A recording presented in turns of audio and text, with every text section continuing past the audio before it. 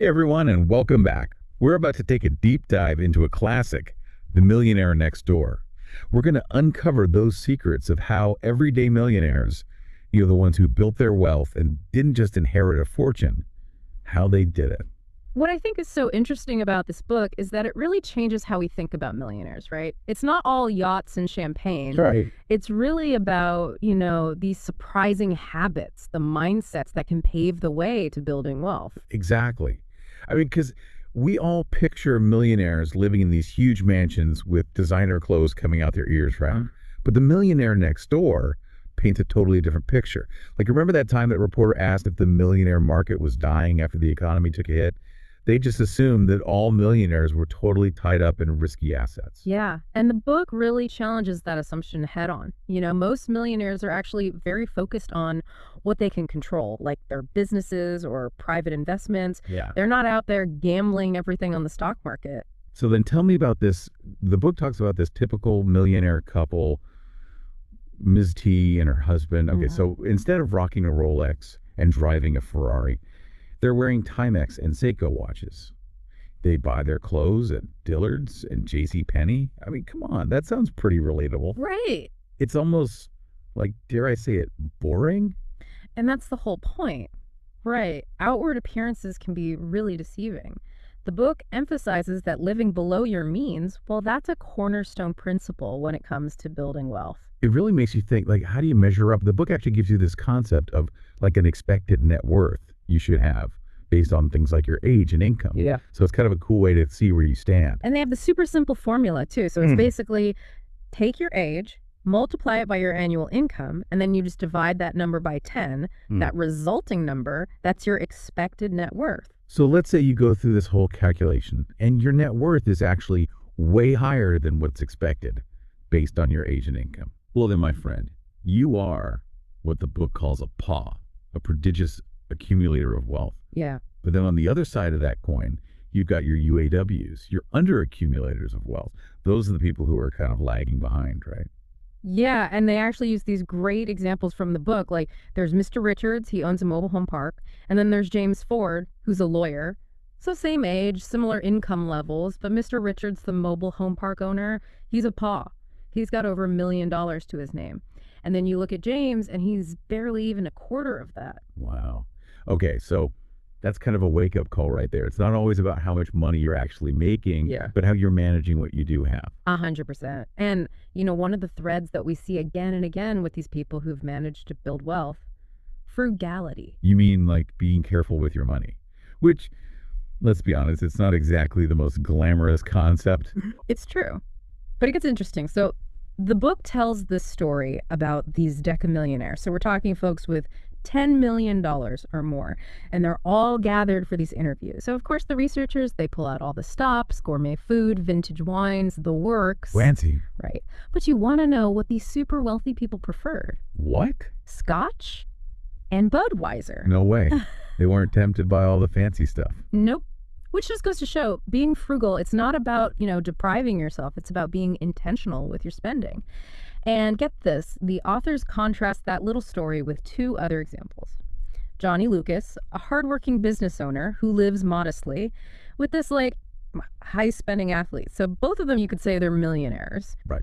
But when you look at Johnny's wealth, well, that's built to last, right? Right. So it's about thinking long term, not just instant gratification. What are some other ways that these millionaires, how else do they embrace this whole frugality thing? Oh, there are tons of examples. Like the book really gets into the nitty-gritty details of their spending habits.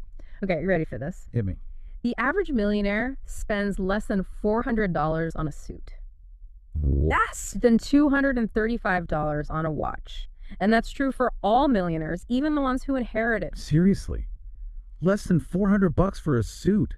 That just seems wild. And it gets even better. Self-made millionaires, they're even more frugal than the ones who inherited their money.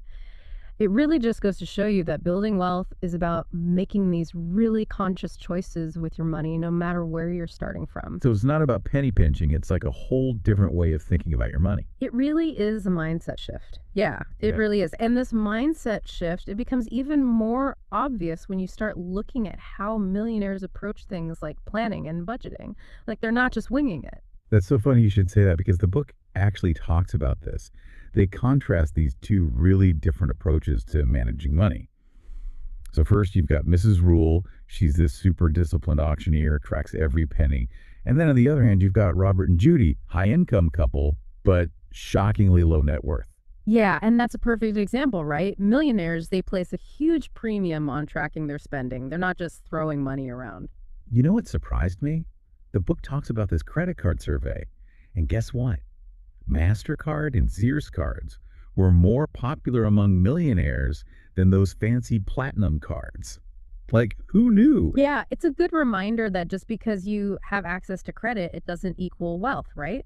It's how you use it, or if you even use it. It's almost like these millionaires are speaking a whole other financial language. Yeah. All about planning, being intentional, thinking long term. You said it. And you really see this financial savviness come into play when you look at how they invest. Okay, so tell me about that. So forget that image of the frantic investor, glued to the stock ticker, making trades every 5 seconds. So they're not chasing the latest hot stock tip.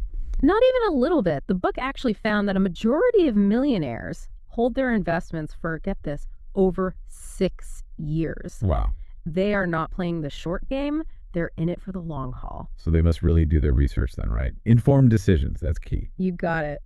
They often become their own financial advisors, so carefully analyzing all their options. And you know what's interesting? This actually ties back into that whole frugality thing we were talking about. Oh, how so?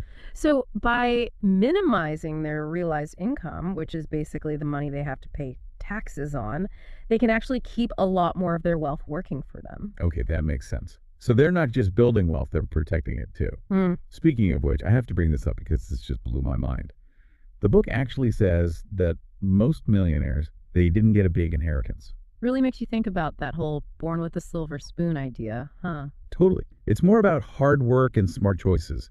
It's not about some big pile of money you inherit. Absolutely. And this actually leads into a really important concept from the book. It's called economic outpatient care, EOC. Okay, I've got to ask, what in the world is that?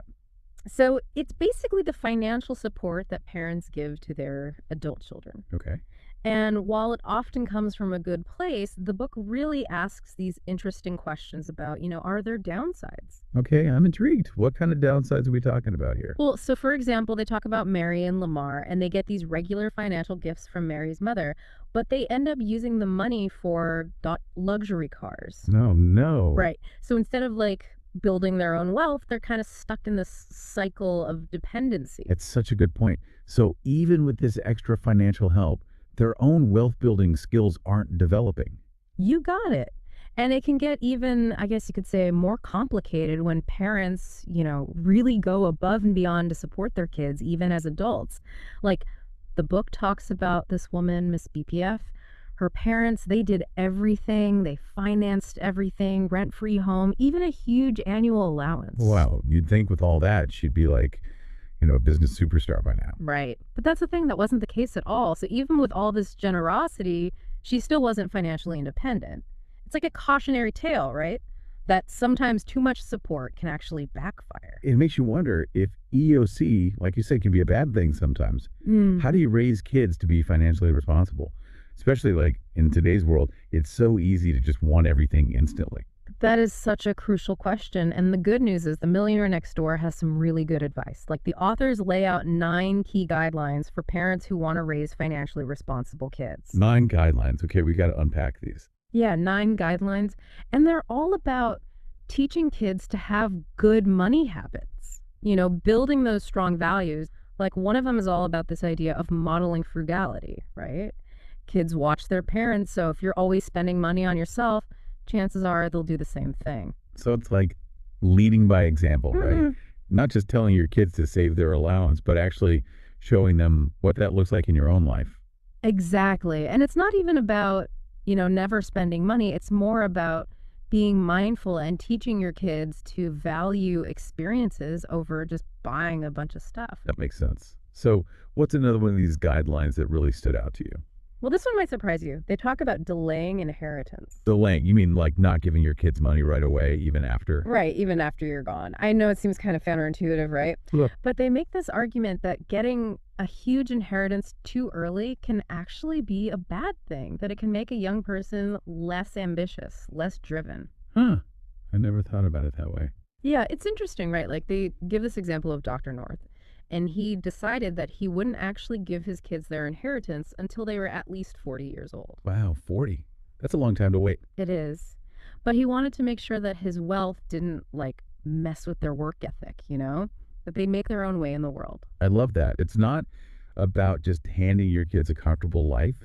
It's Mhm. about setting them up to build that for themselves. Exactly. And honestly, I think that's what all of these guidelines are really about. It's not about spoiling your kids or giving them a free pass. It's about giving them the tools and the right mindset to be successful in their own right. This whole conversation has really made me rethink what it means to be wealthy. Yeah. You know, it's so much more than just the dollar amount. It's about your mindset, the habits you build, the choices you make every single day. Absolutely. And that's what I think is so great about the Millionaire Next Door. It really shows you that building wealth, it's within reach for anyone who's willing to put in the work, to be frugal, to plan, to invest wisely, and I think most importantly, to really cultivate this mindset of discipline and thinking about the long term.